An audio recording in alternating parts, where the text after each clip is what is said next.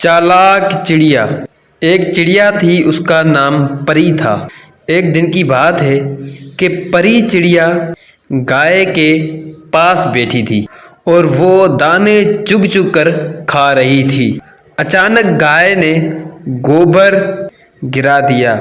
चिड़िया उसमें डूब गई और वो उड़ ना सकी। दूसरी तरफ से एक कुत्ता आ रहा था। चिड़िया ने उसे कहा, भाई कुत्ते, मुझे निकालो। कुत्ते ने कहा, मैं तुझे निकालूंगा तो खा लूंगा। चिड़िया ने कहा, खा लेना। कुत्ते ने चिड़िया को गोबर से बाहर निकाला और चिड़िया ने बोला, अब मुझे धो लो। कुत्ता चिड़िया को नल पर ले गया। वो चिड़िया को धोकर खाने लगा। चिड़िया ने कहा, मुझे सुखा तो लो, फिर मुझे खा लेना। कुत्ते ने चिड़िया को धूप में रख दिया। थोड़ी देर में चिड़िया के पर सूख गए और फिर से उड़ गई। कुत्ता मुंह